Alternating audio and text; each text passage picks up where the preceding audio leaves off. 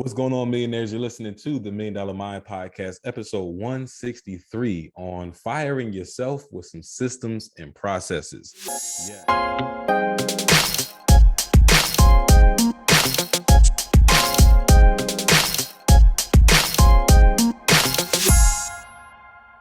Yes, I'm super excited to have this conversation. We have the woman of the hour, Anj, aka Anjopedia, which you're going to hear that nickname, right? We got the owner of Ampere Business Solutions, business and operations strategist, and a master student. Hence why her friends call her Anjopedia. She is like a walking encyclopedia, knows all the cool, fun facts and things like that. And just being a master student in general and doing what Anj does, I mean, you have to have a level of that drive to be a learner and to be a student, always to be always figuring out or thinking about how can things be easier, how can processes be created to make our jobs and our lives easier so that we can retire ourselves, fire ourselves, however you want to put it. But I'm super excited to have this conversation again, because you millionaires know we always talking about systems, we always talking about processes, we're always talking about how can we live a life of passion and just enjoy ourselves while still making some money in the long term. And that's what today we're going to be talking about. Being able to find something that you love, create a business, create some processes and some systems so that you can still enjoy time with your family, enjoy time with your loved ones, enjoy your own, personal time and go on vacations a little bit more. So super excited to have this conversation, and let's just dive right into it. And Anj, I want to pass the mic off for you to do a little bit of a further introduction and tell our listeners a little bit about what they can expect from today's episode. Yeah, well, what's up, millionaires? I'm Anjanae Ferguson, aka Expert Anj, and I am your business systems and automation queen. In today's episode, you can expect me to drop gems about, working diligently, working intentionally, but not working hard, and how to bring in more money while working less than you've ever before. So make sure you lock in with us on the Million Dollar Mind Podcast. All right, what's up, millionaire? So I know I shared this once, maybe even twice, but here's the third time. So I'm really starting to lose faith in business cards. And the reason why is because every time I get about 500 business cards, I use about 100, 150, and my business has changed. Whether the website has changed or just things are just changing, especially when you're a new entrepreneur. I've been in entrepreneurship just under 5 years. So, things are still changing. You're optimizing, you're getting new websites, getting new Instagram accounts, and your business card really expires. So what I learned and what I love now is Popple, right? I have a Popple card right here in my pocket. And what I love about it is it's a physical card that I can put my logo on. Even has a QR code that I can scan or hold up to somebody's phone. And they have a virtual business card where I can update my information as much as I need to. I can share as much information as I want to from my phone number, social media pages, the whole nine. And I can also disable sharing that information if I want to as well. I definitely want you guys to consider Popple, because as your business is changing, why spend so much money on these paper business cards when most of the times people throw them away and it's expired because you changed your business? So there's also going to be a link at the bottom of this video for you to download Popple, get your business card, or if I hold it up close enough, you might be able to scan that QR code.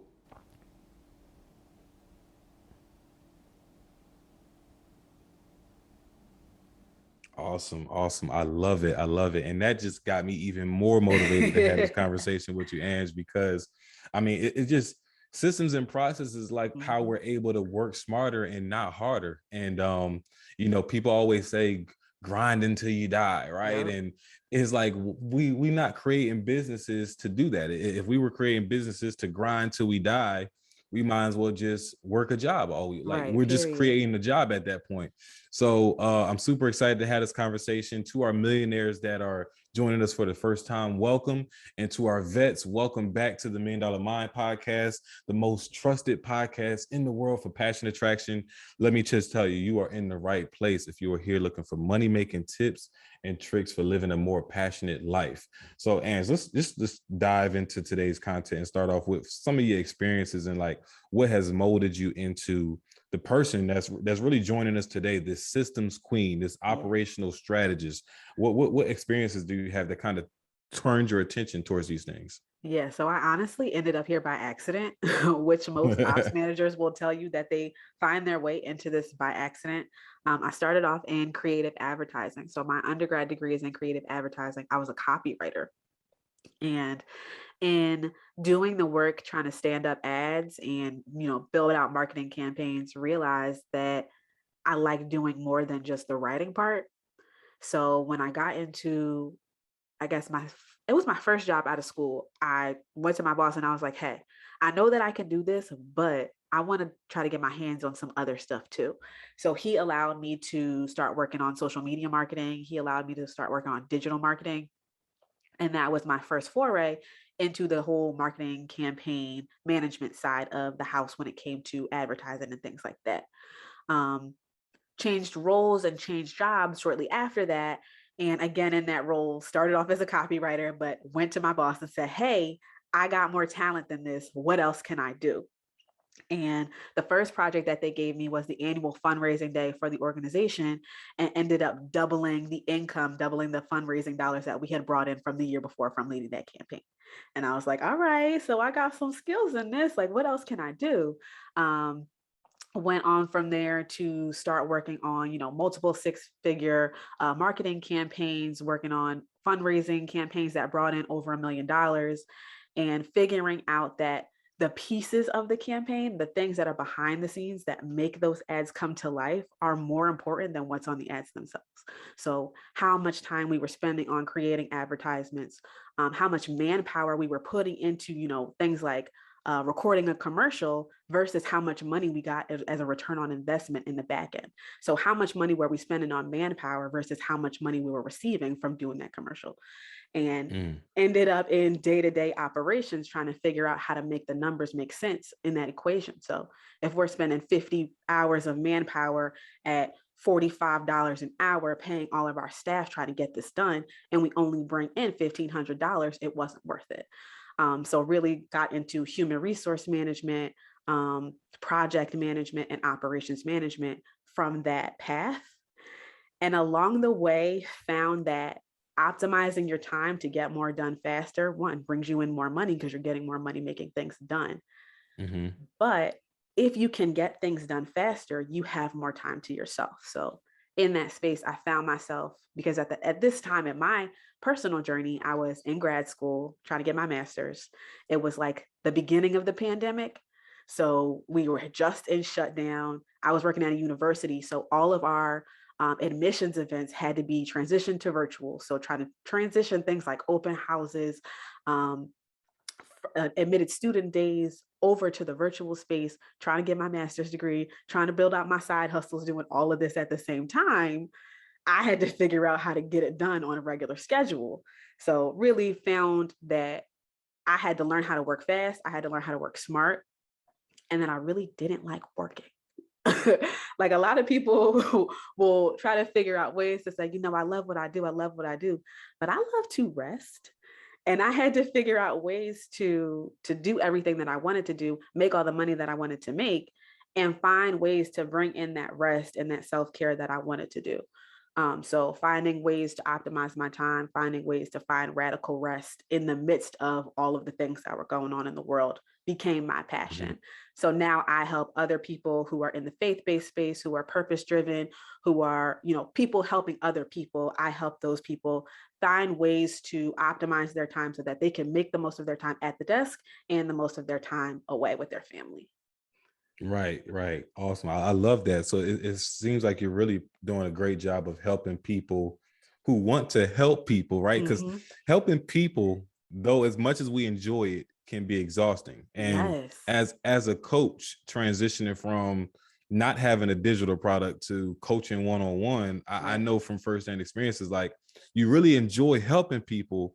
But at the end of the day, coaching people one-on-one is not scalable. It's just not. And if you have 5 students a week, that's 5 hours of your time that you're guaranteed that you have to be somewhere every week. So it's like it can get dangerous as far as carving out time for yourself. So I love that you found your passion and your niche as far as helping people who help people make Mm-hmm. the best out of their time. So it's like we can continue to reward those who are helping others, right? So Exactly. that's amazing. And one thing you brought up was, getting things done faster. You wanted to learn Mm-hmm. how to just get things done faster. And I really want to hone in on that so people don't, so that doesn't get lost in context, because oftentimes we see things and it's like we're trying to get things done faster. We want to get to the destination faster. Everything is about speed.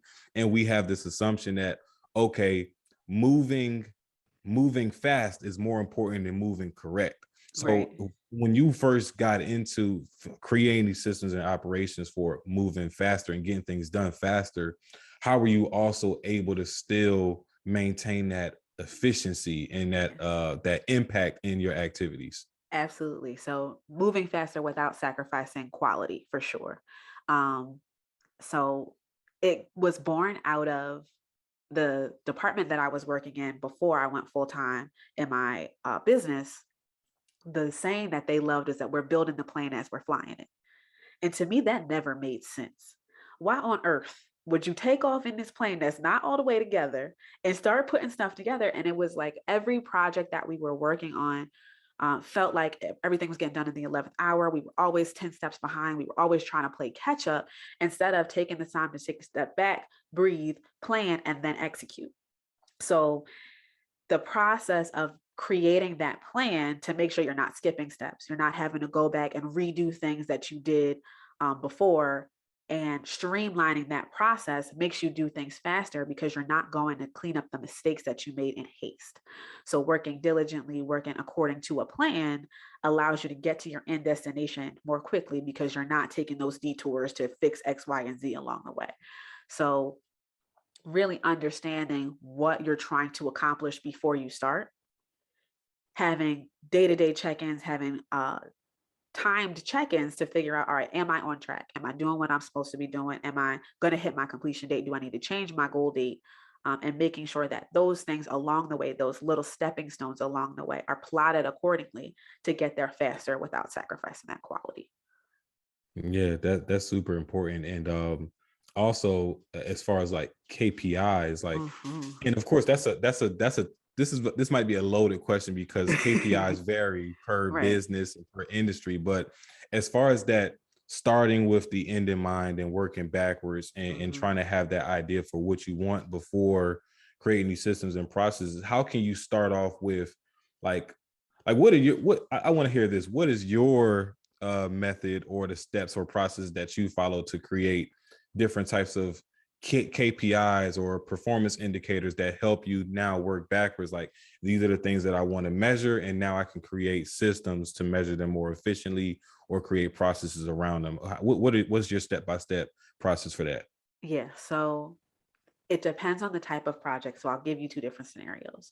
So Mhm. if it's a project that is like a time driven project, like an event or like a launch, something that has a date tied to it, that you know that if you don't get to this date, you're either going to have to change marketing, you're going to have to issue an apology. Like if you know that you're running towards something, I start with a milestone register.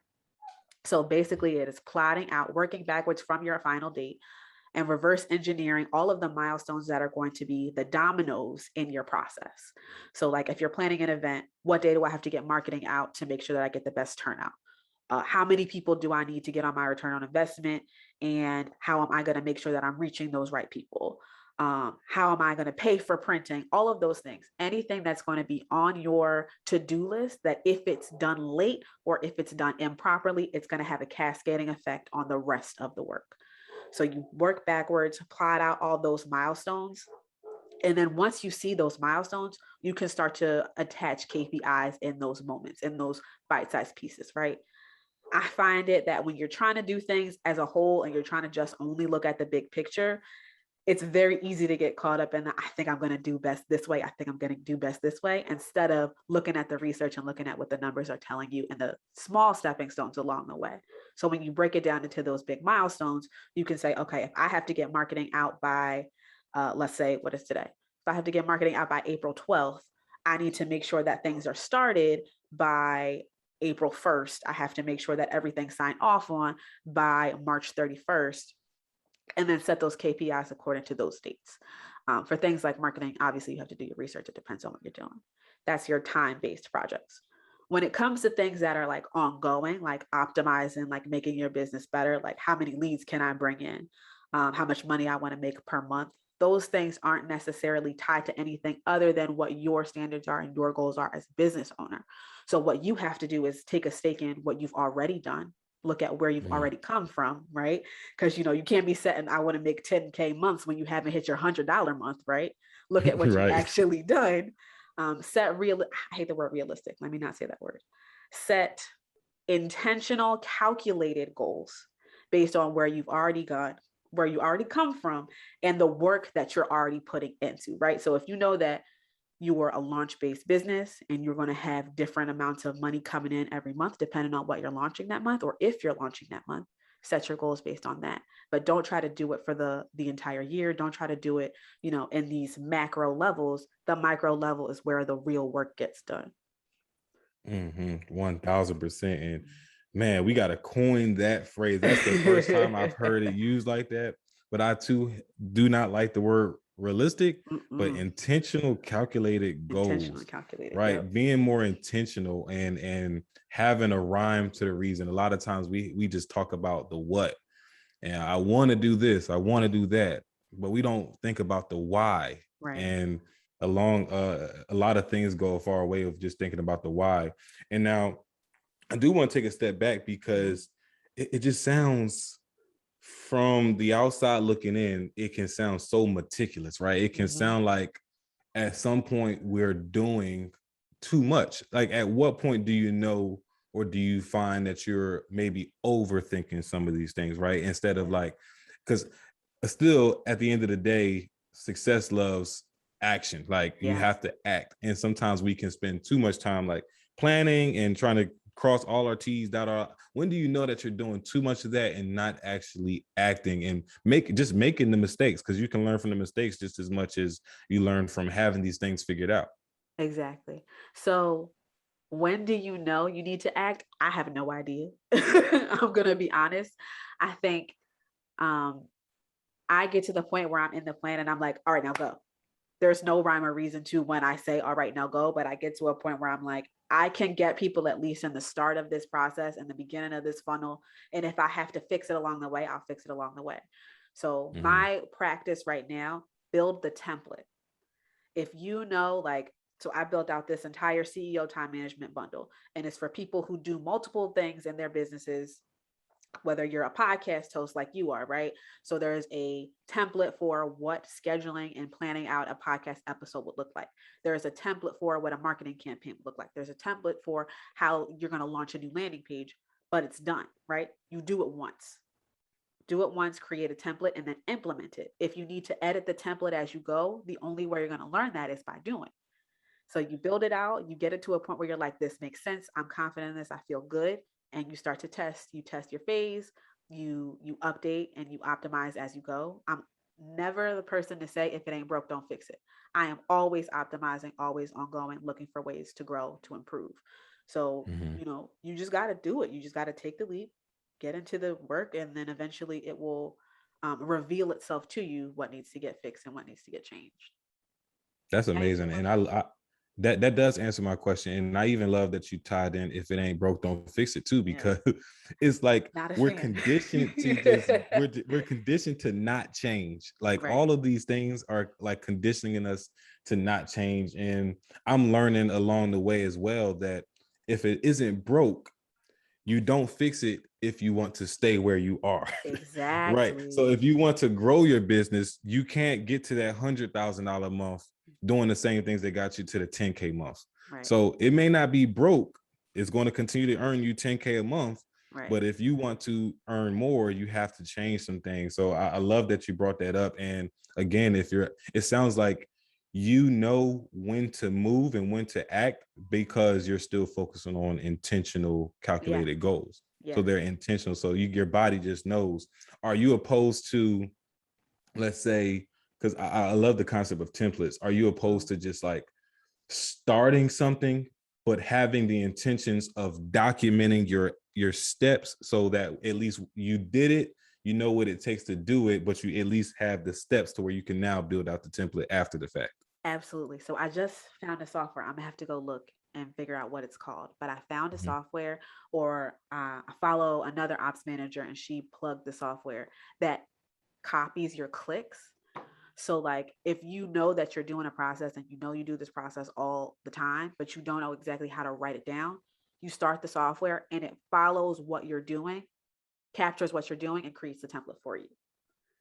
So you don't even have to really think about, how to get it out on paper. All you have to do is go through your process, go through the motions, and it'll capture it for you. I have to go back and look and see what it's called, but I know that that exists. So I'm absolutely all for get the work done, write it down while you're doing it. As long as you save what you're doing so that the next time you come back to do it, you're not starting from square one. You're not reinventing the wheel. Exactly. I'm a huge proponent of templates. I use templates. You even seen an example of the template Yeah, when I showed you the credibility piece. Like absolutely. everything is templated out. So we talked a little bit about growth in that small bit right there. How crucial are having systems and processes for at least projecting or preparing your business for new growth? Oh, they are critically important, vitally important. You can't do it without them, right? So, like, the biggest pushback that I get from business owners about why they can't delegate, because that's all it is. All using systems is delegating to something else. It's not to someone Hmm. else, it's to something else. And the Hmm. biggest pushback I get when I tell people you need to delegate, you need to lighten your load, you need to take things off your own plate, is that I can't afford to hire someone else to do it, right? Not thinking that the answer to your problems is a $200 a year software that's going to answer those emails that you're spending 45 minutes a day doing. So, when you're thinking about how to grow as a business, you have to develop the framework that you're going to use no matter how big you grow, right? Obviously, you're going to always be optimizing, but you need to put the systems, you need to put the strategies in place so that you're not getting to the point of massive growth, right? You go viral on Instagram, you go viral on TikTok, and now you have 400 orders, but your website's not strong enough to handle them. You don't have an intake form to capture people for an email list. And now all these people who came to you, who found you, don't have a way to actually buy from you. So when you get those systems set up, when you do it before you blow up, right? We got to do it before you blow up so you're not backtracking. You're making sure that you capture everybody from day one. You're making sure that you capture people from the top of the funnel who are ready to purchase now or who are not ready to purchase now, and you nurture them throughout their journey. So I absolutely think, using systems is critically important to growing as a business, because think about it. When you're not using them, you're still relying on yourself to do everything, or you're finding people to hire to outsource to do these things that a system could do, and probably paying, 2 or 3 times what you would pay it for software. So Hmm. if you want to grow efficiently, if you want to grow with the biggest return on your investment, systems are where it's at for sure. Yeah, yeah, that makes a lot of sense, and I think the word of the day at this point, Ange, is intentional, because Yes. going back to just like when you blow up and you don't have these things, it's like at that point you blew up by accident. Right. You And it's you too blew up by late to fix accident. it. Exactly. And I've had videos, like true story. I had Mhm. posted a video of my dog catching this huge attitude with me. And I just posted it on Facebook. I'm like, Facebook like people with dogs. And I posted it on the reels, just kind of like exploring the new feature of the reels. Right. And out of nowhere, like 2 weeks later, the video goes to like 2 million views. Right. And I'm just like, what the heck? And then my homeboys was telling me, bro, you should have put like follow the MDM podcast for more moments like this or something like Mhm. that in the buy in the description. But at that point I couldn't change it. Yeah. And I tell you not, within literally another week, another 2 weeks, this thing maxed out at like 12 million views. And it's like, that's People the love example of those. like blowing up by accident. It's like Mhm. you just post things unintentionally, and you just kind of, back to your point, you don't want to put yourself in a position where you're not always thinking Mhm. about your business and about where something can go. Right. Like always be thinking like this has the potential, especially if you create it, like this has the potential to reach more people than I think. How can I be Mhm. ready for that that volume? How can I be ready for that volume? So you're saying systems are a way to be ready for that volume.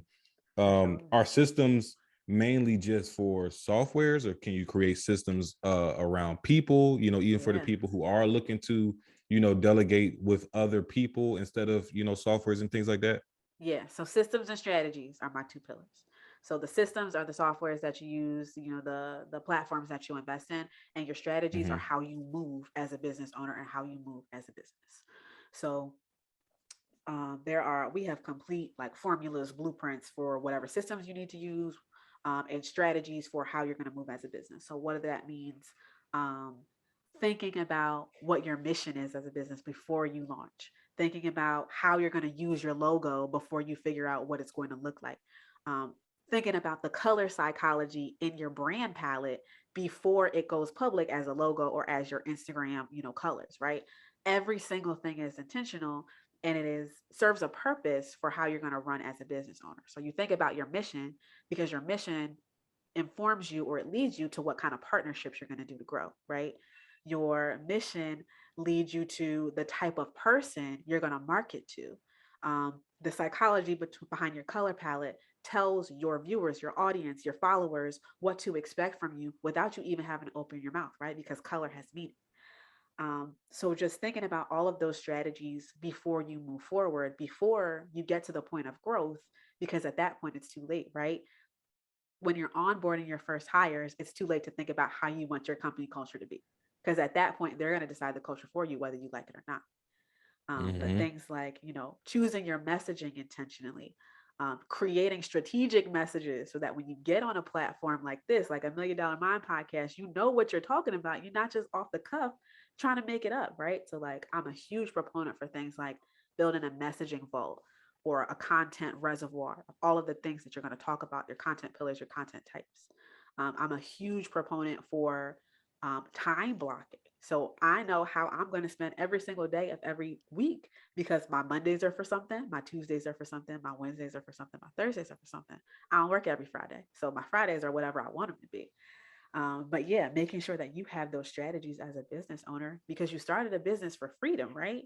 You didn't start a Hmm. business to work 9 to 5. You didn't start a business to work 16 hours a day. You started a business so that you could, create the time freedom that you want in your life, um, or you're side hustling to get to that point, and you want to make sure that, again, intentional. You're right, it is going to be our word for a day, right? You're intentionally building out how you want to move, thinking about where you're going instead of where you are right now. Yeah, that's super important. And another thing that you mentioned that that really stuck to my mind, and I'm very curious to hear how once you made the switch, it worked for you. You Mm. mentioned time blocking, Yeah. and I love the concept of time blocking, or giving yourself these like focus zones. Yeah. How effective did you find yourself versus when you had the time blocking, just versus not having the time blocking, but still having a plan, right? Because you seem like a person that's always organized, always having a plan. But Not what has always, been but the most of the time. what's been the difference between at least having the plan, maybe having some to-dos, some checklists, maybe, Yeah. to now creating time blocks where you focus on a specific task or a specific focus during a certain amount of time? What has been the difference? How has that helped you out? Yeah. So I am scatterbrained. I'm not gonna lie. And it's because I think about every single thing I have to do all at once Mm. instead of trying to focus on one thing at a time. And when I work like that, when I don't time block, every single thing that comes up in my brain, I start to move on that. So like I'll be writing an email and be like, oh, I forgot to schedule my social media, and start doing that. And then I'll say, oh, my Zoom trial is up next week and I need to add my credit card information, and I'll start doing that. Never finish the email, never finish the post, and now nothing's done. I've touched 4 different things, but nothing's done. So I learned very early about myself. If I don't sit down and have some kind of framework around what I'm about to do, I'm gonna do everything and nothing. And I feel like Hmm. a lot of business owners work like that too. Like one day, I don't know what I was doing, but I didn't have a plan for the day. I sat down at this computer for like, I think 7 or 8 hours straight, didn't get up. And I cannot tell you what I did that day. I have no idea. Like the numbers were not making sense. I was there for hours on end doing nothing. So when it comes to time blocking, it makes sure that one thing is done in its entirety before moving on to the next. And I think it's what Mark Twain said, eat the frog, do the Mm, hardest thing at the beginning of the day. I am one of those people. I don't eat the frog first, I eat the frog second. So I have to do one small task to get my momentum going and then do mm-hmm, the harder task right after that, because I like, the feeling of, oh yeah, I checked something off my to-do list. Now I can do anything. So then, mm-hmm. do the one task, check it off your to-do list, eat the frog, get that hardest thing out of the way so that you can focus on all of the rest of the stuff. And then the other thing that I have to time block or it will suck up my entire day is responding to emails within the company. So like when it comes Yeah. to responding to clients, when it comes to like inquiries, things like that, that is more automated for us. So like follow-ups for invoices, follow-ups for appointments, all of those things are automated. But when it comes to things like, Ange, did you see this message from XYZ client? Those things, they can take up your whole day. So setting times, like set a timer, do a Pomodoro, 25 minutes on, 25 minutes off. But if you don't time block your emails, you will find yourself lost in that email train all day, all Yeah. I learned about that day. getting into real estate, and Yeah, in every single transaction we're a part of is probably like 8 to 10 parties involved. And right. once you get to the closing table, those emails start flooding. And Yes. I found myself doing that same thing. And another thing that I love that you mentioned was just kind of like it just sounds like a better way of leveraging time, Mm-hmm. because I really don't like using the word time management per Mm-hmm. se, because we can't truly manage time, because if you think Right. about, time is going to do what it's doing anyway. It's going to spin around that clock Mm-hmm. with or without our permission. But it sounds like you're doing a really good job of managing your focus. Mm-hmm. And ever since technology, I say, was created, to giving us the abilities to multitask, us as humans, we have lied to ourselves thinking that multitasking is a good thing. Right. And it really, I don't really think multitasking is truly a good thing if you're trying to be productive and Right. efficient. So I love that we were able to touch on that. And I really think that our millionaires will touch on, will really be able to take a lot away from creating these systems, especially like automating emails, Yeah. creating these time blocks. All these things are useful. What were your expectations when you first got started and you first started Ampere Business Solutions, to the reality of tapping into the actual processes and systems and operations that you started before Yeah. starting the business? So I actually started off not doing operations. I started off doing solely project management. And Hmm. from the outside looking in, they are exactly the same thing, but it's just a subtle nuance in the industry. A project has an end date. So you're working on something that has a completion time, whereas operations is your day to day, your ongoing. And I realized that you can't fix the time leveraging with projects until you fix it with the operations. So it was like trying to go against the grain of what they were used to in one on a one-on-one basis, where you really needed to take the holistic view at the business to say, okay, your projects aren't succeeding because your zone of genius is writing and you're spending time proofreading contracts, and that's not going to help you do what you need to do. So I really have taken kind of a shift a little bit since I first started out, Hmm. and really honing in on the needs of my clients. So I found that I did not start off working solely with people who help other people. I was kind of just trying to find my groove and figure out where I wanted to go. And in the process, thinking about my past, I've always worked for nonprofits. I've always worked for like spiritual centers. So whether it was churches or um, nonprofits that were faith based, I've always found myself in that space. And working with the people who know that what they're working on is bigger than them, they get burnt out so much faster because they go so much harder because they know they're working for a purpose. They're working to help someone, to change the world, to do something.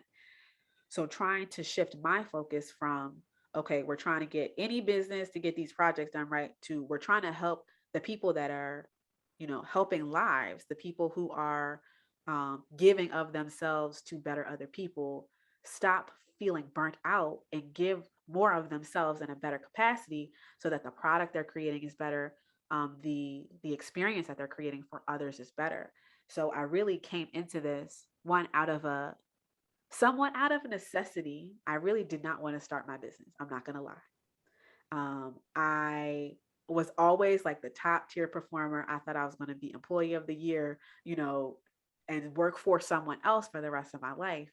But I got this call from God in the beginning of 2021 to say, no, you can do this on a capacity that's going to help much more than this, just this one company that you're here for. Mm-hmm. So you have to find ways to expand. You have to find ways to touch more lives. And starting that business and stepping out on faith was the opportunity to do that. And I had to shift my mindset from, okay, I'm a employee trying to just, make ends meet and do what I got to do. I started off my business in that mentality from, I just got to make ends meet and I just got to do what I want to do, to really grounding myself in my intention. No, you are here to help people who help people, because that's going to increase how many lives they can change and how many people are going to get impacted. So it comes down to, thinking about the starting from the beginning. Operations are the beginning, not projects.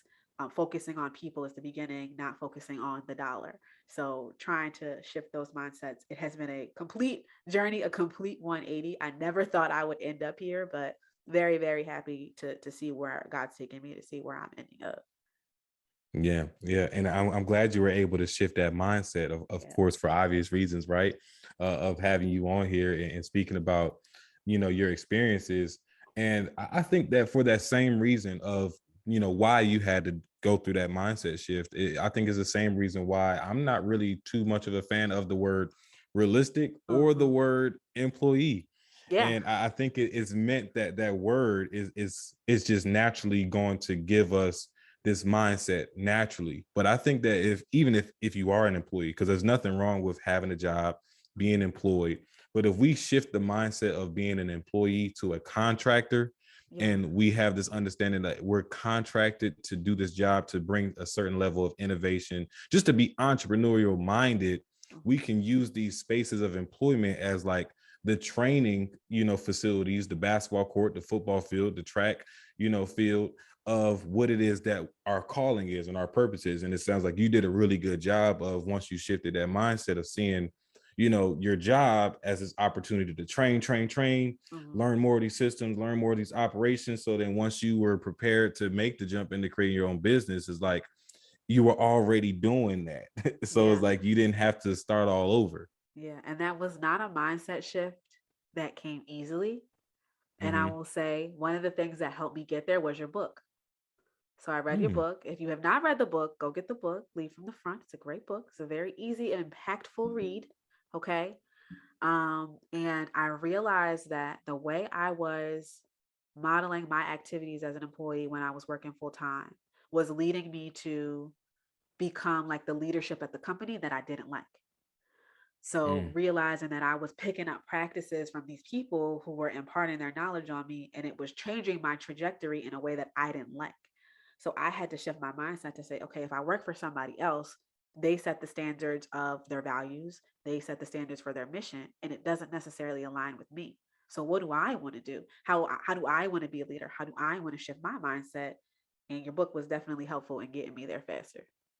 Man, I'm flattered. I had Yeah. no idea. I'm just glad to hear that it helped you, just make such a huge change in your life. I'm really a loss for words at this point. I appreciate that. You put all the But words in the book. That's all you needed.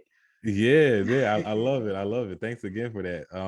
So what would you say was essentially the moment for you that helped you realize your niche? Because I know you said you weren't always, Mhm. the goal wasn't always to, help people who are helping people. You started off doing other things. What was the moment that helped you switch gears into that focus and making that your niche? Yeah. I don't think it was one moment. I think it was, I noticed patterns, right? Mm, So I was going into some days focused on, all right, how much money am I going to make? How am I going to close these deals? What am I going to do? Right. And I was finding on those days that I was more stressed, I was anxious, and I wasn't hitting my goals. But when I went into days like, how many people can I help today? Who do I need to respond to add value to their life? Or how can I impact at least one person today? I was bringing in more money. People I didn't even know were signing up for things for me. So I don't think it was a specific moment that was like, wow, Ange, you need to do it better this way. one, the clarity for me is that it's more profitable, which who would have thought not focusing on profit brings you in profit. But knowing that I've always been grounded in this faith space, and I've always been, a nonprofit person. I always chose to work at nonprofits over like the bigger companies because I always wanted to have that impact. Mm-hmm. Remembering that that's who I am and walking fully in who I am, of I know I'm here to help people. I know I'm called to do this thing, has made me more authentic in what I do. It makes bringing value to other people's lives more easy, and that brings more money in. So when I focus on, remember who you are, remember what you do this for, the money flows to me more easily. So you got to follow the money, but the money is in the purpose. Man, it's another gem snap. That's a snapper right there. I don't remember where I heard this quote, but I heard it, and everything you just said spoke to me in the same way I heard this quote. Mhm. And it was something along the lines of, if you protect your Mhm. purpose will protect you. Yeah. And that's exactly what you're saying. It's like, you don't have to go out here doing things chasing money, Right. right? If you go out here chasing you, right, Yeah. chasing who you want to be, your purpose, the path that you truly want to walk on, is going to protect you naturally, because you're going to attract the legacy, you're going to attract the people that you can impact. Word of mouth is going to spread, money is going to come to you because you're doing things that are impacting people. So money has to come to you so you Right. can continue to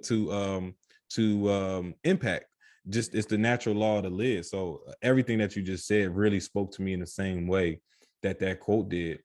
And I do want to switch gears a little bit more towards the content of today. That was the context. Now I want to focus a little bit more on the content. And if you could, like, you might have answered this in the beginning, Mhm. but if you could reiterate, what in your eyes, what is the first step into creating a process for your business? And Yeah. it could be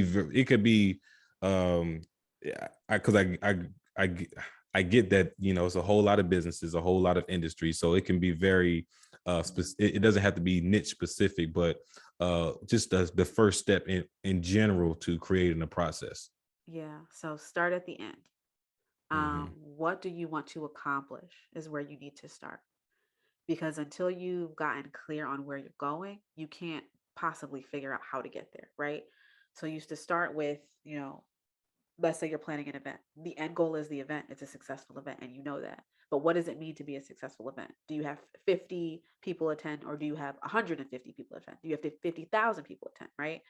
So start in getting clear on what your goals are. Start in, planning where you want to go. You always have to start with the end in mind, and then reverse engineer how you want to get back to that place. So for me, it was, I know that I want to get to the point where I'm only working 4 days a week. I only want to work 7-hour work days. I don't want to touch my phone. I don't want to touch my computer on the weekends. How do I have to structure my days so that I am getting the most done while I'm at the computer so I can truly unplug when I'm unplugged, right? Hmm. That means I need to do lead generation one day. That means I need to check in on my money one day. That means I need to do the actual client work one day. So you have to, structure your days to accomplish that goal of, all right, if I'm only working 4 days a week, let's start to plan the 4 days a week. At the right now, I work 4 days every other week. So I'm getting to the point where I can really start to unplug and do what I want to do. And that could be anything for you. So like if you know that you want to um, plan and post podcasts 3 to 4 times a month, and you want to streamline how you bring that in, right? Create a template for how you're going to run your podcast, how you're going to find your guests, how you're going to choose your topics, and start to sew into that system, because you'll optimize it along the way. You'll find new ways to make it better along the way, but you have to figure out where you're going before you can start.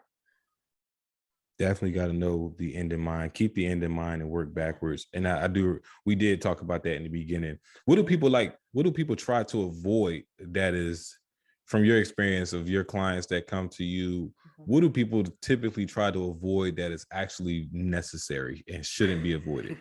I mean, the entire process, if you want to be honest.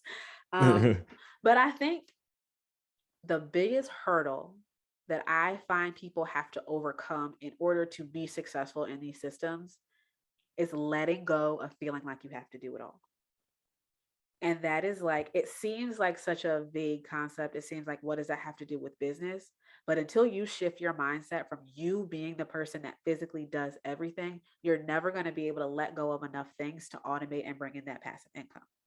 So, like, if you're the type of person that has to proofread every single email, if you're the type of Mm-hmm. person that has to post every single social media post, if you're the type of person that has to handwrite every single contract, if you have to talk to every single client yourself, if you're not trusting in your systems and in your team to do all that work for you, it doesn't matter what you invest in, it doesn't matter who you hire. You're not taking anything off your plate because you're not you're not really delegating. You're micromanaging at that point. So releasing that need, and I find that the need comes from a sense of validation. Like, I need to feel like I did something today. So if I didn't do X, Y, and Z, if I didn't read all the emails, if I didn't touch every single thing, I didn't actually do anything. And letting that go is really the thing that you have to get over and overcome to really start to bring things into yourself. Because until you let that go, you're gonna be spinning your wheels, running around in circles like the chicken with your head cut Right. And at the off. end of the day, the goal is to create a business to make money while not having to do anything. Hello. Can I be Jeff Bezos? Where y'all drivers go deliver whatever y'all deliver, and I'm playing golf or I'm at the resort. Like, I'm trying to get to that level. Can you? And this is how I have to put it into context. Like, can you imagine if you ordered a pair of headphones and Jeff Bezos got out the Amazon truck to deliver them? You would be looking at him like he was crazy.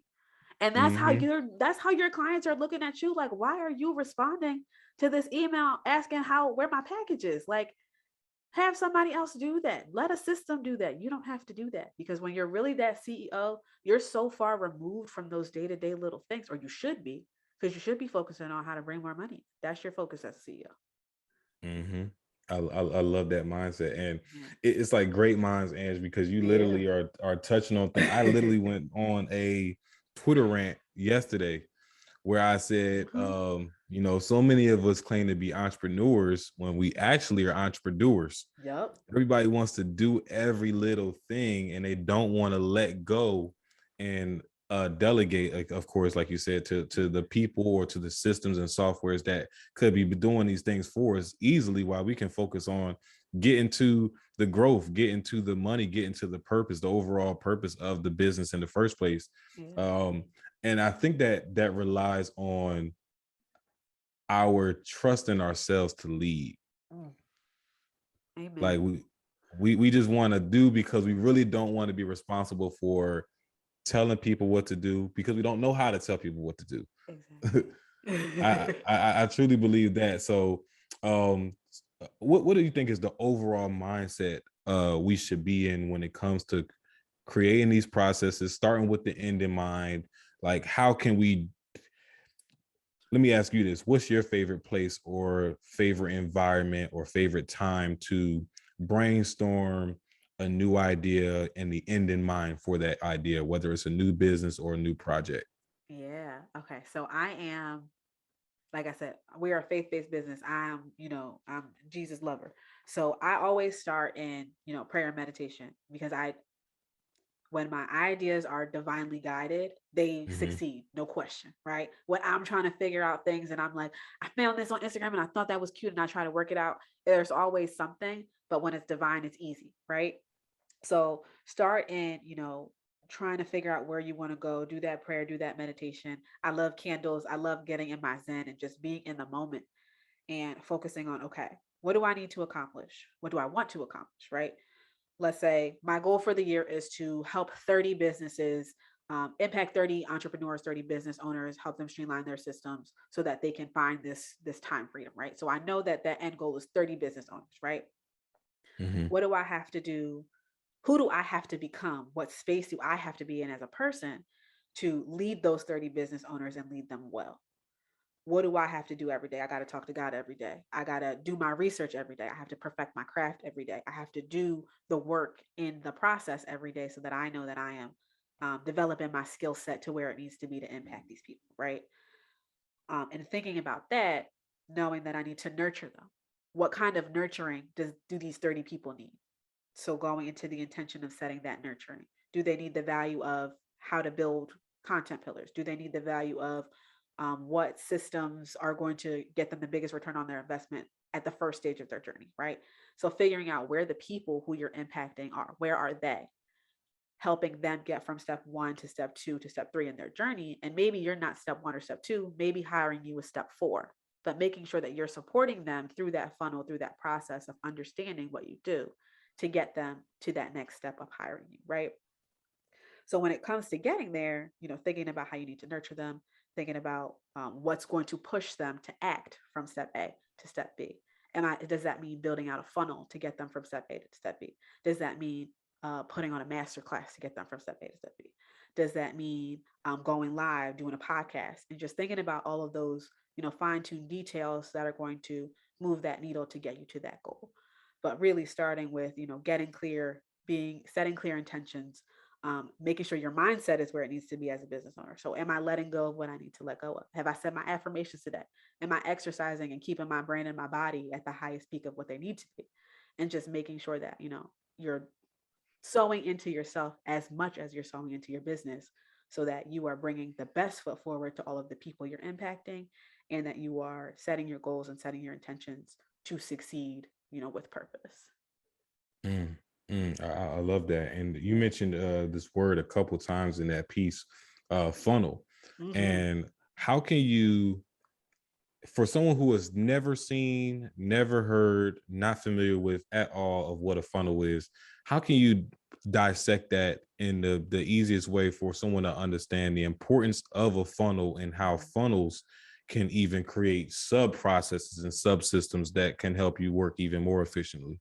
Yes. So people use the word funnel a couple of different ways, and I'll differentiate those two ways, right? So Hmm. there's a sales funnel, which I'll refer to as the buyer's journey so that that's not confusing. And then there are Hmm. actual systems that you use to push people through that buyer's journey or through the funnel, right? So the buyer's journey is all of the steps of the process that a person takes from when they first meet you, first interact with you, first find out who you are, to the ultimate purchase, whether it's the first purchase or the most expensive purchase or recurring purchases from your platform. So it's, they're in the awareness stage, they're in the interest stage, they're in the desire stage, and then they're in the purchase stage. And that is also referred to as a funnel. So the top of the funnel is when they're kind of aware of who you are, but don't know if they want to buy. In that middle step, they've either, got a freebie from you or a cheap offer, maybe one of the more inexpensive things that you offer. And then the bottom of the funnel is either they've opted into your highest ticket product or service. So when they're going through that buyer's journey, there are automated funnels that you can set up to take them from point A to point B, whether it's the awareness stage to that highest ticket item that you have.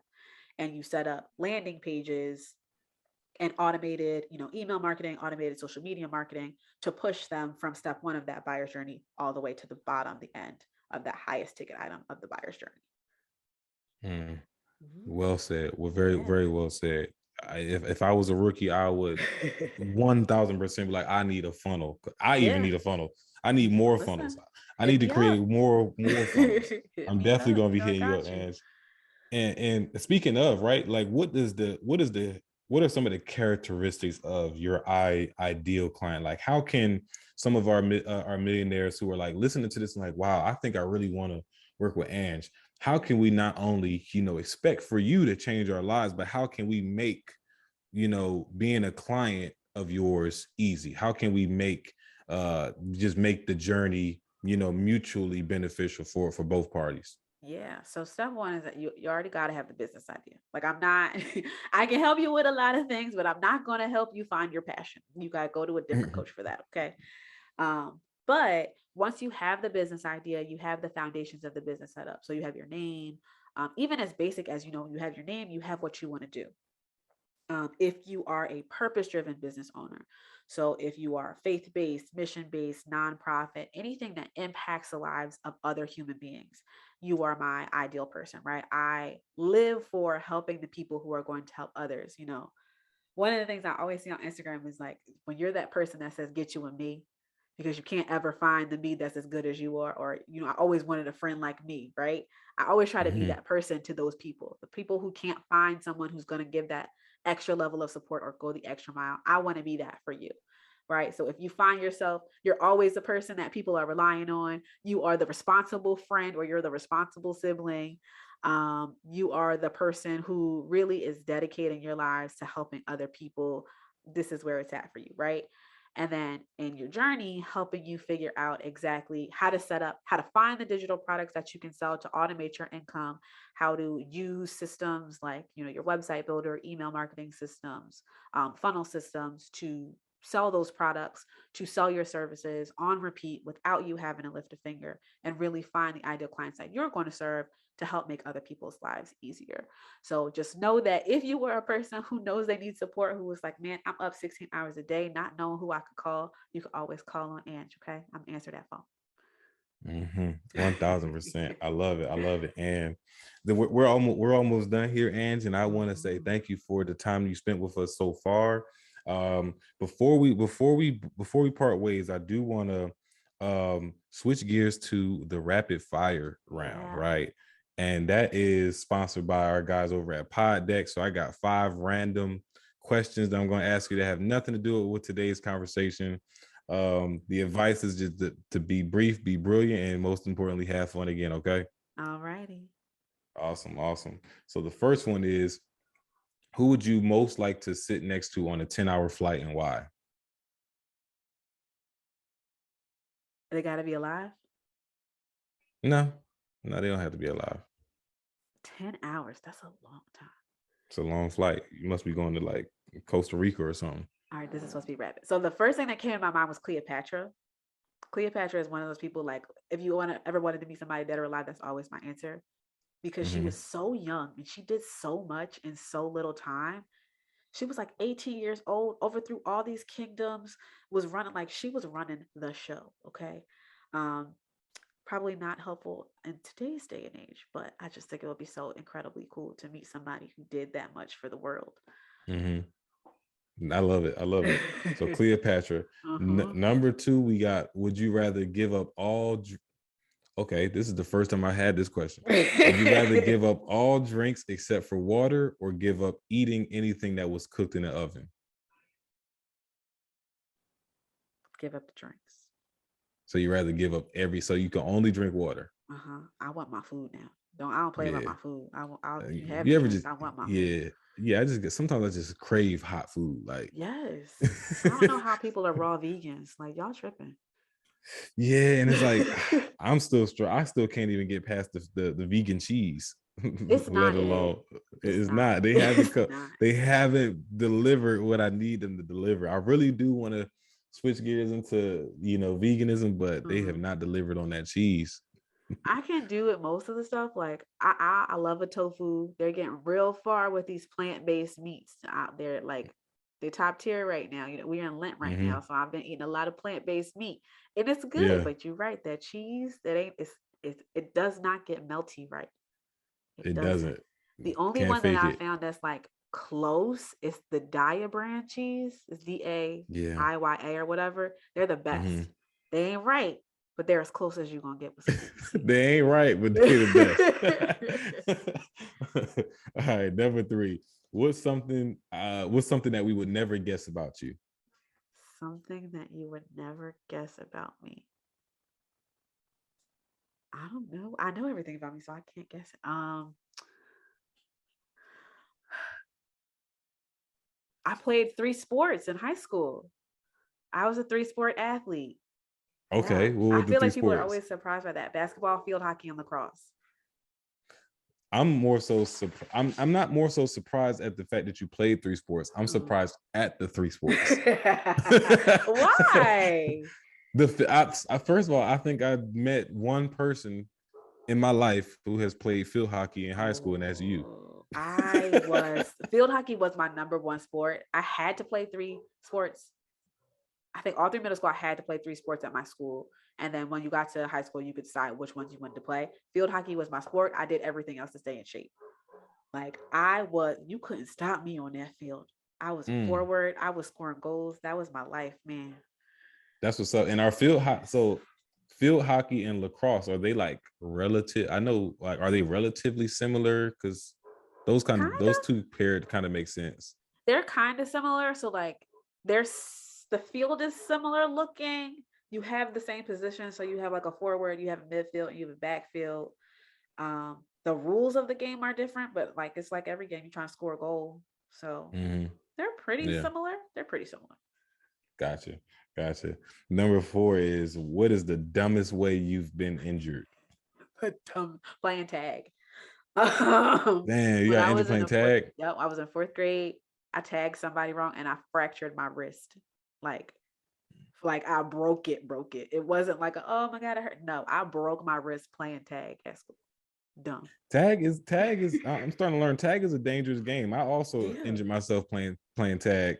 And you know those little like the side of the building fire hydrants? Yeah. Like not the one that stick out of the ground, but the ones that's like that using on on the the side of a wall. restaurant, and they got the little. So I was playing tag and I was like trying to avoid getting tagged, and I backed up right into that thing. Where like went into my kidney, I fell down, it knocked the wind out of me. I couldn't breathe, nothing. I was down for like 5-10 minutes. Oh no. See, now I feel better. It's not just me. When kids are in it, they in it. Like you're playing, nothing's gonna stop you except for getting hurt. Like it is what it is. I used to stay in the hospital playing games like tag, all kinds of stuff. All right, last one here is, what do you think is the most unpleasant sounding word? Squawk. Squawk? Yep. what does that word even mean? It's like the word, the sounds that birds make. They squawk. Oh, okay. But that's what it sounds like. Like a loogie. like a spit. Ever needed, like like no. Most people say moist, but I'm like, that sounds regular to me. But no, I don't like squawk. It's so crazy that you know most people say moist. I've had I probably asked that question, and it's so crazy. I got like 55 cards in here, and I seem to like rotate through the same cards. Yeah. And I've asked that question probably the most, and everybody says the word moist. Everybody says moist, and I feel like I don't understand. Like, what you want, dry chicken? I want my chicken moist. I don't know what y'all are talking about. Like, come on, you got to get it together. You right about that. You right about. I don't like when I used to eat meat. I definitely was not going for the dry turkey. That's probably why I don't like turkey over chicken, is because it's usually the drier bird. Right. But I don't want dry fruit. I don't want no dry orange. I want a juicy orange. Give me the moist. I don't want a dry cake. Give me a moist cake. Come on. You're right. I don't play by my food. Yeah, you're right. You're right about that. Moist cake sold me. Yep. Moist is not the worst on the word. I'm switching gears. You might have me. Loogie was pretty nasty too. I ain't like that either. That's a bad one. One. I think it's tied with squawk. We're gonna get those to a tie. Yeah. All right, and we wrapping it up. I got some closing questions for you, and before we get to the nitty gritty, I want you to give us a red pill, blue pill scenario that our millionaires can vote on. So I'm going to put it up in our Facebook mastermind in the polls. And if you can give us some type of red pill, blue pill scenario for them to vote on, that's awesome. And you can get as creative as you want with this. Okay. And this is getting to the core of who you are as a person when it comes to like my stuff. Okay. Would you rather be the face of a $1 billion corporation, get all the perks of being the face, but none of the money, or be in the background? Nobody has any idea who you are. You get none of the perks of being famous, but you get the $1 billion. That's a loaded question. Yeah. And at first I was thinking like, oh, that's a no-brainer. And then I was like, but with that notoriety, you can get like all kinds of stuff. So I only want to spoil it because I can't vote, and I want our millionaires to really take heed to that one. So okay, so I'm gonna say the red pill is going to be the face of a $1 billion company with none of the money. Yeah. And the blue pill is to be in the background of that $1 billion company with none of the fame. Yeah. Gotcha. Yeah. Or even nobody even believes that you like, even if you said, right, you ain't got no job, like nobody believe you. Yeah. All right. So that's the red pill, blue pill millionaires. You heard it here. I'm going to make sure I put it in the Facebook mastermind group. So if you're not a part of the Facebook mastermind group and you want to go vote, make sure that you go vote and join the Facebook Mastermind. It's the $1 million Mastermind. Or if you listen to us on Spotify, you'll be able to answer that poll on Spotify as well. But red pill, blue pill, which one you picking? So that's that. That was an awesome red pill, blue pill scenario, Anj. And now here we get to the point where you said you're getting ready to go on a nice little vacation tomorrow. Yeah. So in lieu of your vacation, let's see that, you at the airport or you driving wherever you going, and you happen to stumble across an 18-year-old reflection of yourself. What would be some advice you would give your 18-year-old self? Advice I would give my 18-year-old self: trust God's timing. Trust God's timing. You're going to think And why that is you that got it so all. important? God's timing has played such an integral role in my entire journey. If you had asked me where I was going to be, I would be working at an advertising firm in Atlanta. I would have went to Emory for grad school. Like, I had my whole life planned. I had a 15-year plan when I was 18 years old, right? Not a single thing on that plan came true. Okay.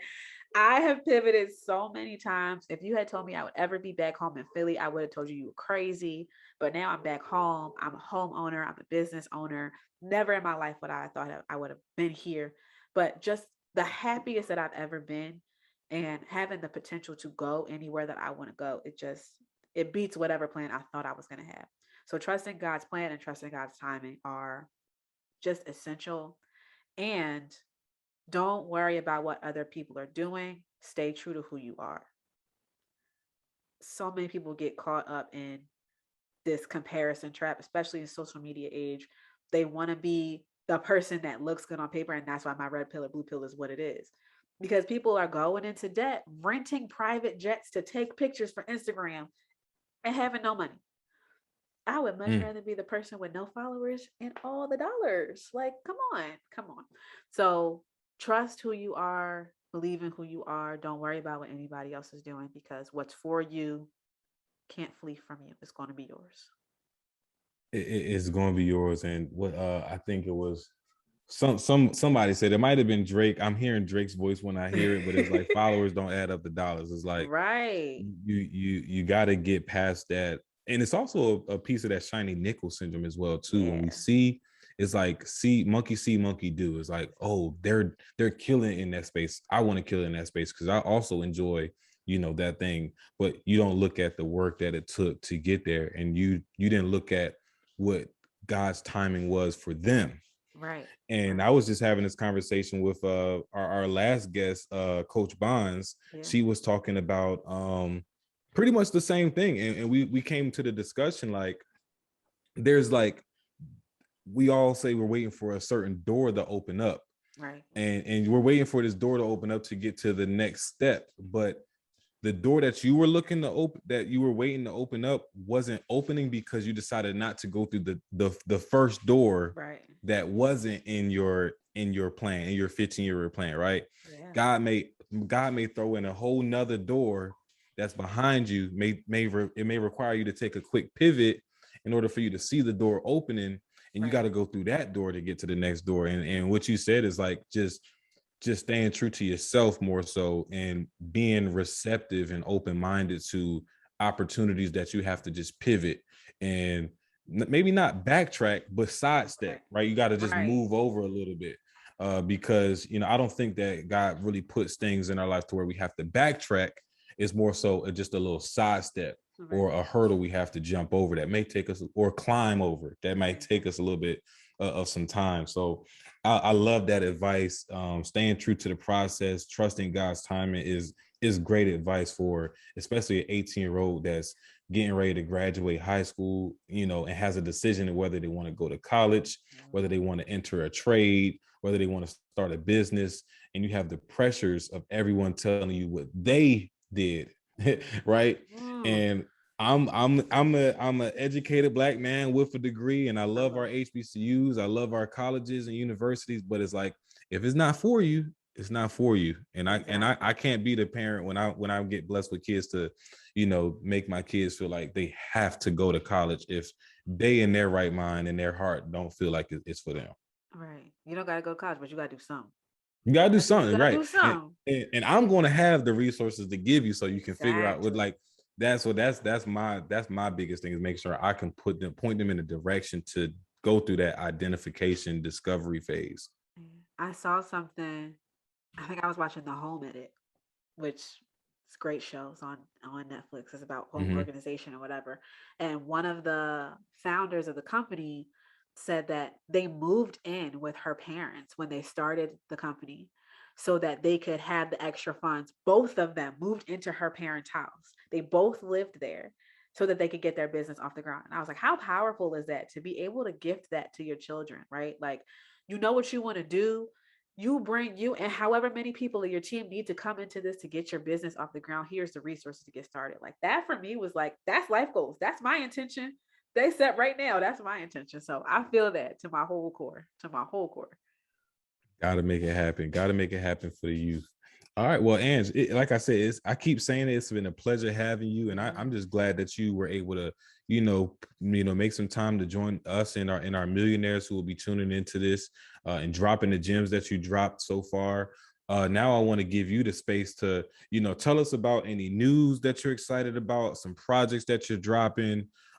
Just tell us where we can find you, how we can get in touch with you when we are finally ready to Yeah. get some of those Ampere business solutions. Now's the space to plug yourself in and tell us more. Absolutely. So if you know that you are a person who has started a business or is in the process of starting a business and you want to set your foundation to work the systems and work the strategies so that your business is working for you and not the other way around, you can find me on Instagram at Ampere, Ampere Business Solutions. You can find me on TikTok at Expert Anj, Anjanee, and you can find us at amperebusinesssolutions.com. We have all types of free resources to get you started on your systems journey, whether it's a free systems list. We also have a CEO time management bundle, which now talking to you, I might have to change that to leverage your time as a CEO, right? We don't like the management, we like the leveraging. So I have a CEO time management bundle, but all these free resources, and you can schedule a free consultation with me. I can help you get organized to figure out what your right next step is so that you are moving in the direction with intention to where you want to go. So we're starting with the end in mind and we're getting you to where you want to go, to where how you can reach your goals. So again, free systems list, CEO time management bundle, free consultation with me, and you can find me on social media. Awesome. I love it. I love it. Especially with just that time management bundle and Yes. setting those intentional calculated goals. Again, it's not about who gets there first, it's about who got there correct. Right. You could get there first, but if you get there with no money, what was the point? Exactly. What was the And point? if you get there, because some people grow beyond their some people grow too fast where you end up Yeah. dipping, right? You wasn't ready for the momentum that you saw. Yeah. Like for the example that you shared with getting 400 potential sales that you can't fulfill. Exactly. And that's a huge way to where everything can kind of go downhill from there if you're not prepared. But again, Angela, it was a total pleasure having this conversation with Yes. you. I was talking about this conversation probably for a whole 2 weeks because it's just been coming up more and more and more about Yeah. just systems, processes, working smarter instead of harder, all these things. Everything that we pretty much talked about has been on my mind for quite some time now. So I'm glad that you were able to join us, drop the gems that you have. And as always, I want to thank our millionaires who have been a part of the show week in and week out, every Monday, every Friday, just joining us, tapping in with us, engaging with us, letting us know what they enjoy, what they really want to hear more of. And, this has been a topic that has been proven to be, the favorite systems, processes, as I said. So thank you all millionaires in advance for becoming the change agents that you're bound to become, especially if you apply the principles that you heard today. Now, speaking of today and some of the information that you heard, if it resonated with you and you are serious about taking your business to the next level, make sure you tap in with Anj and Ampere Business Solutions so that you can get those scattered goals and the scatterbrain, and you can set more intentional calculated goals, and you can have a direction and a course that is going to put you on the correct path to really turn your business from profiting $100 a month to 10,000, 100,000, wherever you need to take it. Ange is going to get you there. So Ange, if there do you have like any consultations that you're running this month, or anything, anywhere that people can kind of meet with you, or watch a video that could get a little bit more in depth on some of the services that you provide? Yeah, so everything is on my link in my bio. So whatever social media page or whatever, if you go directly to my website, all of the things are laid out there. Um, you can join our email list. You can find all of our social medias, and you can see all of the lists of our full services. I offer free consultations all year round. So if you know that this is something that you want to tap into, you can go to the link in my bio, and or you can go directly to our services page, directly to our website. It's on the contact page. I think the sign up link for our free consultation, I think, is on every single page. So you can absolutely find us through that way, and I will help you streamline your services in whatever way you need help with. Right. Um, there's just so many different opportunities for you to find new ways to do more with less, to work less and make more money, and to really reclaim the time that you deserve as a business owner. And before I go, I do want to plug one more time. If you know that you're trying to work on your mindset and you know you're trying to make that shift from being an employee to being a CEO, make sure you grab the book. Make sure you grab Q's book, Lead from the Front, because you need to tap in. There are so many things in there that changed my perspective as a business owner. So I had to throw that in just one more time. Awesome. And I appreciate that Yes. shameless plug, Ange. And if you No guys shame. are considering that, you can definitely text the word book to 888-292-1501. You could text book to that number, and you'll be able to get a link to where you can purchase the book. And make sure you go link up with Ange too, so that you can get those things right as well. So I'm your guy, Kai Speaks. You just heard it from Anjanae. Is the operations queen or the strategist queen? Which one you like more? Which one Ops flows better? queen. I like systems queen, ops queen, whatever you need, because it really depends. Like operations is bigger than just systems. I'm gonna start with your Mm-hmm. systems and I'm gonna take you from there. So sky's the Mm-hmm. limit. But again, thank you so much for having me. I had a great time. I think this conversation has been impactful for me as much as it's been for the millionaire. So, anytime you want to link up, let's link. Definitely. I'm looking forward to the connections, and just remember, for you all who are listening and tuning in with us, keep focused, build momentum, and drive results so that you can live abundantly. I'm your guy, Kai Speaks, and you just heard it from Anjanae. Peace.